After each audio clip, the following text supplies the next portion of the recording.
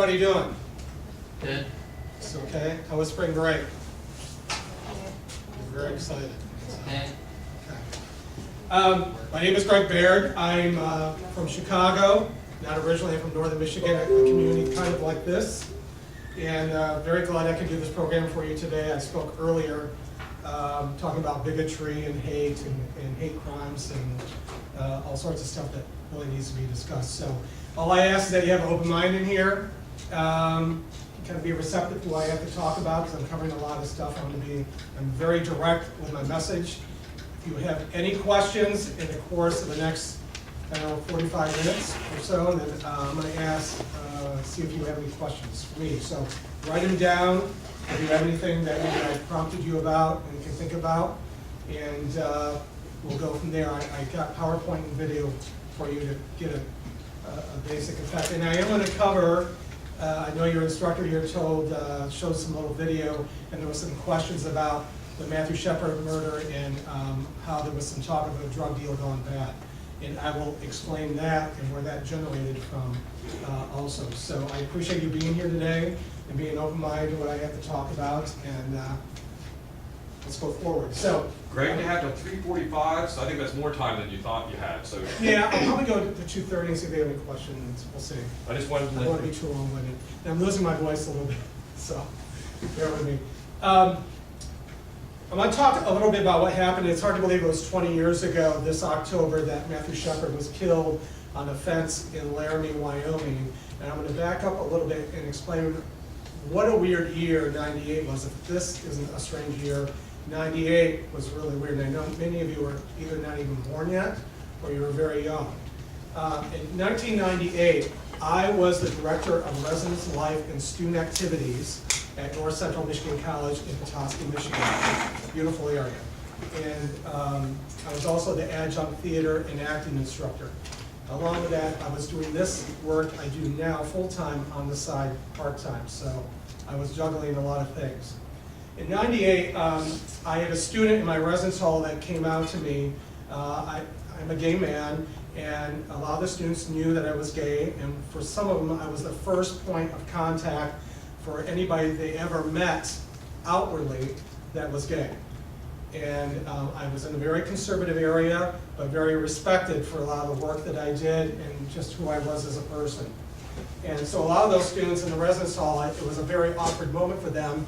Here they have a gay residence life director, and they're there on campus, and it was kind of a strange environment for them at first, and then I was just like anybody else, which that's all I want to be, is just like anybody else. No special rules, no special rights, just want to be me. I had a student named Larry in January of 1998 that came up to me and came out of the closet for me, and I knew a little bit already that he was probably gay because his next door neighbors, the girls in the dorm, he was trying on, and typically gay men do not do this, by the way, but he was trying on dresses and blouses and stuff and walking around the residence hall, and I was like, something's going on here. Something's, either he might be cross-dressing, transgender, I mean, I didn't know. So he came out to me. And because I was out and he knew I was a good mentor, not only for the straight community, but for the ones that needed it, the LGBT community, he told me it was gay. And I said, Larry, that's great, and if you need any support or counseling, whatever, let me know. He says, well, there's one other thing.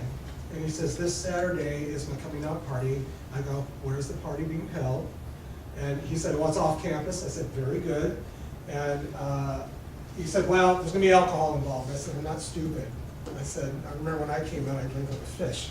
So I said, if you're going to drink, make sure you have a designated driver, come back, you come in the residence hall, go right to your room, close the door, no issue, there's no problem. So that Saturday evening, I got a phone call about 10:30 at night, and the front desk, I had an apartment off the lobby of the residence hall, the front desk said, family video. When everybody, before Redbox came along, there was actually a video store with DVDs. Wants to talk to you, and I thought, oh my God, I forgot to turn something in. And so they put me through, and he says, we have a student of yours we think belongs in the residence hall. And you have to understand, the college I went there was a community college, had a residence hall, And at night, I was usually the go-to person because there was nobody else around other than a few maintenance workers. And he said, do you know Larry? And I said, yeah. He said, well, we found him on a snowbank outside. He's very intoxicated outside on family video on a snow hill with no coat on. And I'm like, oh my God. And I said, yeah, that's my student. I'll come down and get him. Well, the ambulance is picking him up right now, so we need to go to the hospital. So I had a million things going through my head, what was going on. I get down to the hospital. I knew a lot of the ladies that worked in the ER because I had a lot of their students before when I was at a summer camp and teenagers and teaching. And they said, oh yeah, he's here, but he's totally passed out. And then they got kind of strange on me. And I said, well, what's going on? He says, well, there were some things written on him in permanent marker. And I said, okay. So they led me around to the ER. They opened up the curtain. He's totally passed out. And what had happened is somebody at this party took permanent marker and on all of his fingers made it look like he had feminine fingernails, fingers and fingernails. And then on one side of on his face it said faggot, and the other side of his face it said bitch boy. I was appalled. You have to understand, Larry was not out to his family, because if he came out to his family, they would cease all funding for his college, and he would be without a home and without any kind of funding to continue his education. That happened to me. So I said to the lady, the nurse that was attending, I said, when he wakes up, get a hold of me, I'll come pick him up. And I said, are you able to get that stuff off his face and his fingers? She goes, yeah, we have a solution. So 5 o'clock in the morning, I got a call. I picked Larry up. He had no clue what was going on. He didn't know anything about what was written. And I said, when you wake up tomorrow sometime, come see me. So about 4 o'clock that afternoon, he came to see me, and he was piecing things together. Long story short of it, Larry did not report who did it. It was a straight couple that lived in the residence hall because he felt he was going to get retribution from that couple in the residence hall, but also if his parents found out, that would be it. And being in a conservative area, he felt maybe his life would be in jeopardy because this was a very popular straight couple that was in my residence hall. I could not do anything as administrator because he wished not to do anything other than to keep an eye out for him.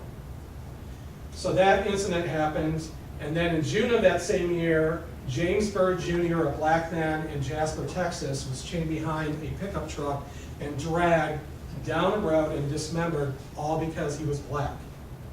October of that year is when Mathew Shepard was killed in Laramie, Wyoming, and that's where we're at right now. And I kind of wonder what the hell is going on with our world, that we cannot live in a tolerable and accepting community. And with the profession that you're going into, you're going to meet all kinds of people with all kinds of backgrounds. You don't need to be all lovey and we are the world kind of thing, but you need to be tolerant and hear their stories, because their stories are just as important as anybody else. A hate crime is an unlawful act, and it's a little bit different than a regular crime because it's motivated by bias. So the hate crime is a violent act causing death, bodily injury, because the actual or perceived, remember that, actual perceived race, color, religion, national origin, sexual orientation, gender, or disability of the victim. So it could be perceived that they're gay, for instance, but maybe they're not. But there's a bias towards those individuals, kind of like the Pulse nightclub shooter that went in. That was a hate crime because it was motivated by bias, among other things. Hate crimes are in the fabric of our society and fragment communities because they target a whole group, not just the individual. So when it happens to one person, it affects the whole community. It riles up the whole community. It riles up families and extended families. Hate crimes are committed to cause fear to the whole community. A violent hate crime is intended to send a message that an individual and their kind will not be tolerated, many times leaving the victim and others in the group feeling isolated, vulnerable, and protected. The bomber that was just in Austin, Texas, he left a message that the reason why he was sending all these bombs out was because he didn't like the fact that it was legal for females to get abortions and gay marriage, and among a few other things. So it's how things are motivated. But you have to understand that none of those bombs that he sent off other than to the black community, so he may have had some issues with the black community. None of them were sent to the communities or the people that he left the video message about. So very interesting. How often do they occur? They're based on sexual orientation, make up the third highest category after race and religion. They usually occur, according to FBI in 2017, 29% of reported hate crimes occurred in residential properties. 19% occurred on highways, roads, or alleyways, or streets, and 10% occurred at schools and colleges like yourselves here. The remaining 6% occurred in other locations. You have to understand, this is the kind of stuff that's reported. There's a lot of stuff that goes unreported because if you're a lesbian or gay man or transgender, you may not want to say that a hate crime happened to you because of the fact your parents are going to find out, your community is going to find out, and what's going to happen after that.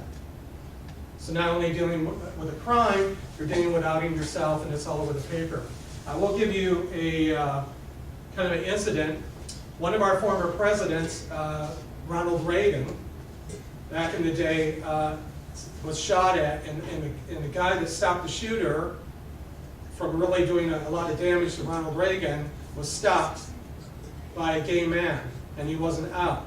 But the press got a hold of it, and they outed him, and it ruined his life. Totally ruined his life.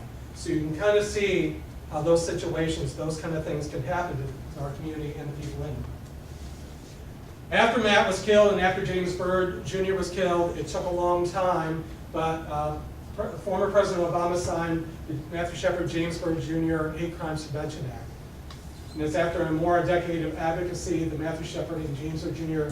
Hate Crimes Prevention Act was signed in October 28, 2009.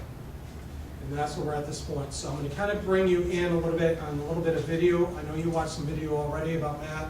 I pieced a few things together for you to watch before I begin the whole program. And what I'm going to do is a timeline of the murder and some information that you probably didn't know already. Hope I can do this without signing anything off.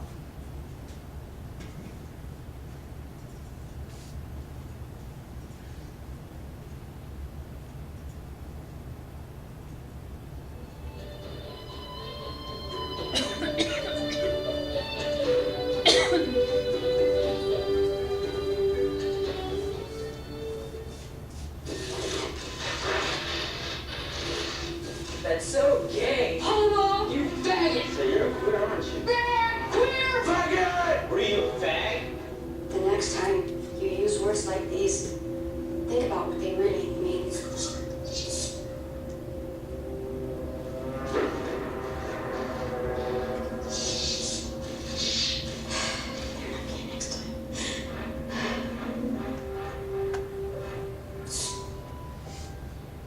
Mathew Shepard.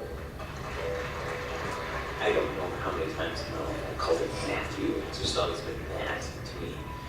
And he was just my friend. I can't picture him as an adult. I can't picture him growing up, but that's not the friend I had. Look, there's my brother. He's awesome. Awesome. Nice. My son Matthew did not look like a winner. He was rather uncoordinated and wore braces from the age of 13 till the day he died.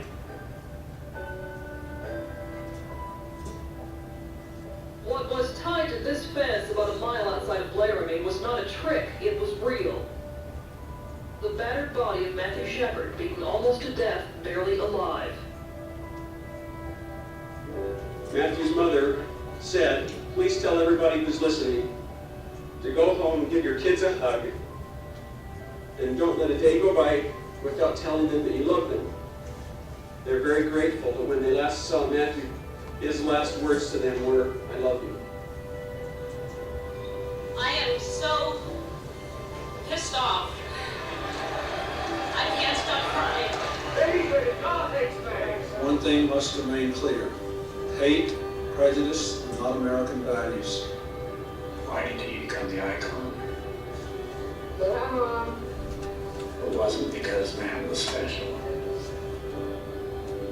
He was very, very special to the people who were close to him. but so has every single person who's been killed. How can it help open people's eyes? The fact that I haven't come to terms with this is the way it is. You don't ever think things like that are gonna happen to people that you know or that are close to you. I don't think we could even talk about it until now.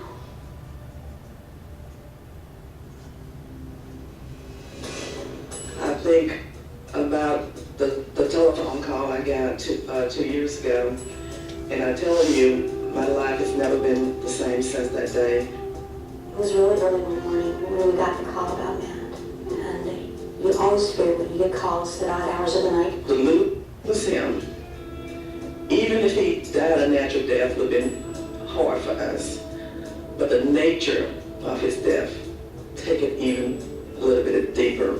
We try not to dwell so much now on what he went through, because it would really eat you up inside.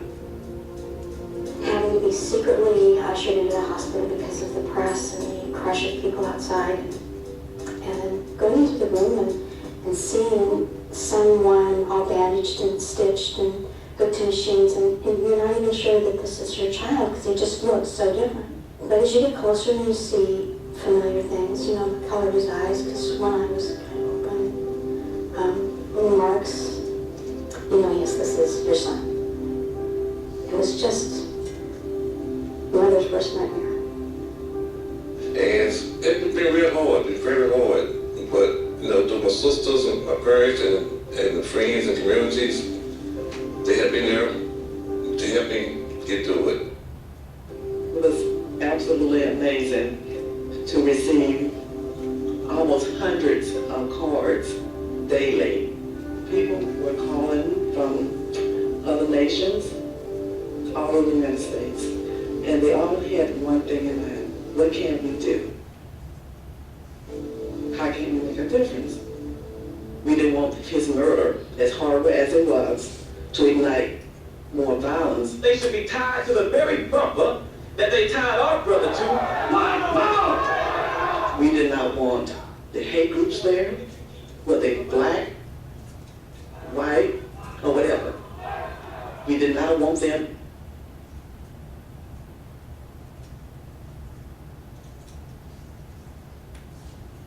with the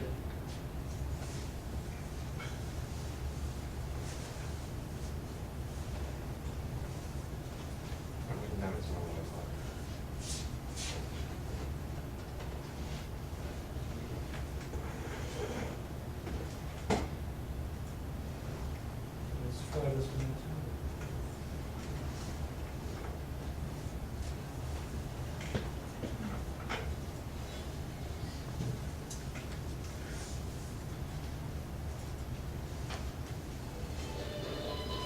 Really doing was trying to decide now is not about Foundation for Racial Healing to bring the races together. Mathew Shepard was a young, innocent man. we weren't sure that we wanted Matt to be the martyr of the cause. We realized what we were really doing was trying to decide whether we were going to hide or speak out.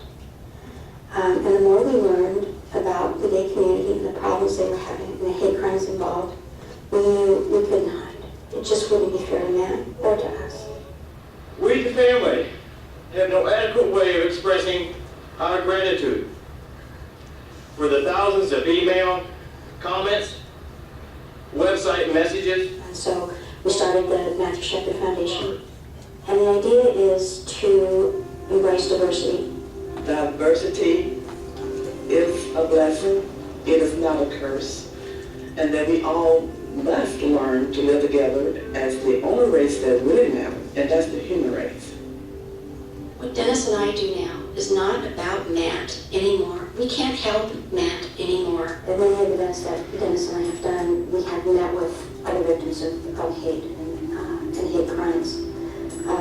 Not always that end in death is in Mathew or Baird, but mental harassment, physical harassment, and there's an instant connection there because you can't really explain the impact of what a hate crime has on a family to anybody who's not experienced it. Sometimes just a touch of the hand And sometimes just a hug says all that we need to say. Dedicated and doing our part and demanding that hate crime laws cover all groups of people that are targeted by the hate mongers of this world. We're talking about saving people. That's the key word, people. I do not want to see another man die. And I have to think that being open and speaking about what happened to Matt and the injustice that I see and the hate that I see directed to the gay community is helping somebody else, another mother, another child, another family. My name is Francis Renee Mullins. I'm the oldest daughter of James Baird Jr. And we had to come to grips with the fact, the ugliness of his death. We had to go through the details 3 times through the trials. And I can say to you, it was like someone was sticking a pit in our heart of the entire time. Since all the trials are over, we are now able to focus on the positive things of his life. I can now look at a video of him playing on the piano, joking with us, and I can laugh. When it first happened, I couldn't even stand to see a picture of him without it turning me up. A lot of people have asked us, what would he say about all this? He would have said, why not? I am somebody. And we're going to make sure that his name won't go in vain. He won't suffer for no reason now.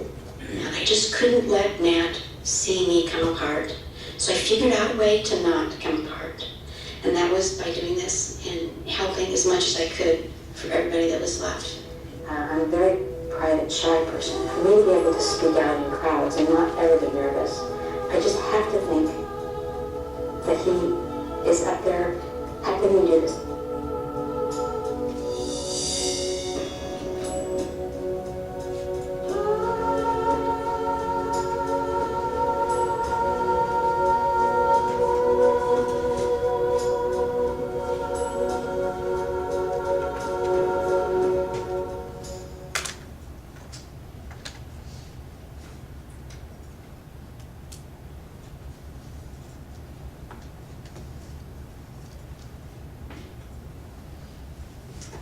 Okay, so that gives you a little bit of idea where we're at. And some people will say, why are you still talking about this murder 20 years later? I have to tell you, in the gay community when this happened, there wasn't really any kind of fight left for our rights. There was no marriage equality, people were still being injured, people were still not coming out. There was a variety of issues that were happening. And then when this happened, this affected me personally because I was under the care and taking care of college students in the residence hall. That could have happened to any one of my students, and it could have happened to me. And now with more things that have happened with the Pulse nightclub shooting and the school shooting and stuff, I am more conscious than ever when I come to communities that I'm not aware of. I have to look where the exits are at because somebody may come in and kill me. Yeah, I want you to kind of put that in your head on how that would feel as an individual, that you could go into it, you could be on vacation, or if you're giving something, a speech that you're passionate about, if they don't like you, bang, bang, you're dead. So when I spoke today, you have a beautiful community, I had to look at the exits in that theater and keep an eye on people. So I'm more conscious than ever of that. And so, the murder played out like a movie, the most well-written movie you ever saw. There was tragedy, there was intrigue, and the reason why it got a hold of people so much because it was a petite, 5'7", 150-pound, 115-pound boy, blonde hair in cowboy country, where Wyoming has the whole stature of live and let live, but don't let anything invade my personal space. So it's live and let live. It played out like the best well-run movie ever. This case was solved in 48 hours because the 2 men, Aaron McKinney and Russell Henderson, left so many signs of this murder and what they did.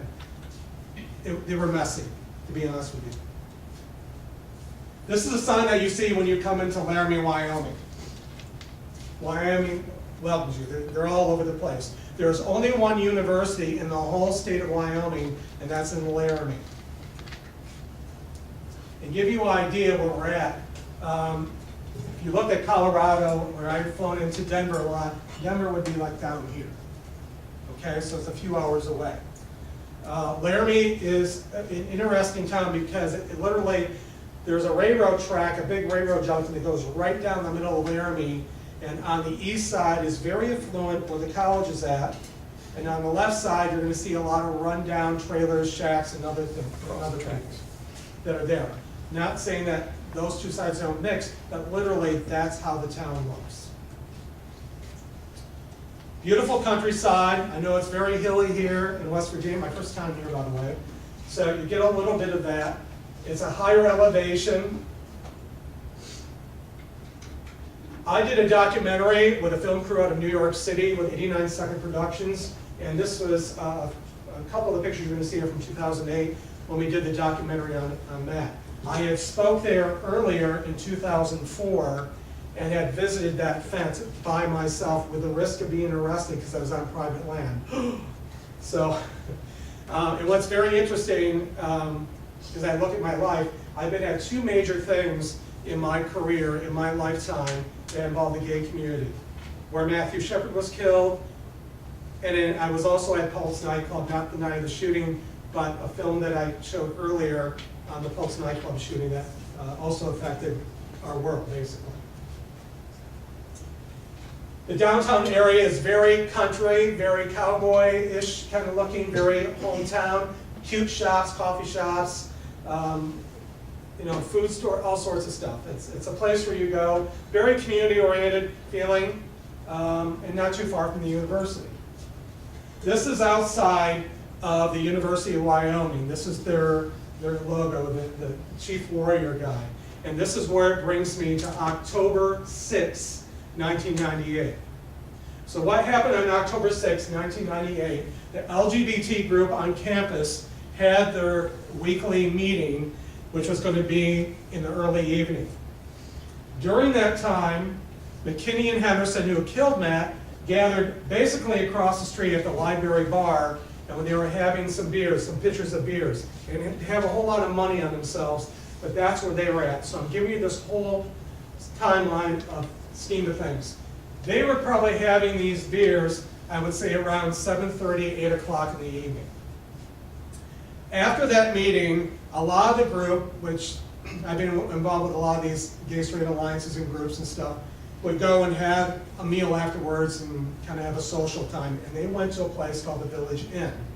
Kind of looks like a Denny's or whatever, but this is on the east side of Laramie, not too far from where Matt was found on the fence. So the group was there. Matt, who, again, petite kind of guy, dressed very nice. He does come from a wealthy family. He was in a suit and tie.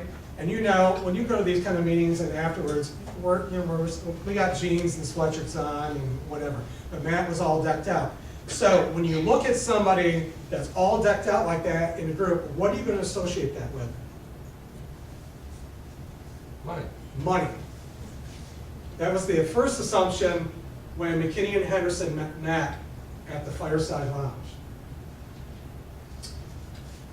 So I have to let you know, this is so gaudy, isn't it, this bar out here?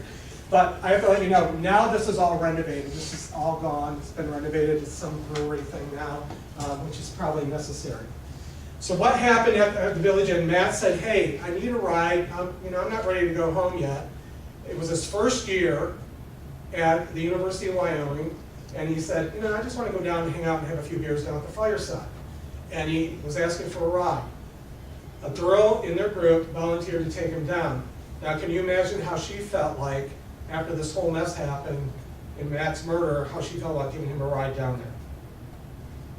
Very guilt-ridden. These are all pictures taken when we were going to do our film. So we were the first people filming that could go inside, and I'm going to show you exactly where Matt and where Kitty and Henderson were at. Very iconic, also when they did the play The Laramie Project, and there's a film as well. So Matt goes down the Fireside. He sat right here, folks, when you walked in. This is where he sat. So there's pool tables that are to the left here. So I'm coming off the street from here and inside. There's another room off of here. But Matt sat there, he knew the bartender, he ordered himself a beer, and then right around close to midnight is when McKinney and Henderson came in and they were playing pool. So they're off on the side and they're looking over at Matt. Now, there's some speculation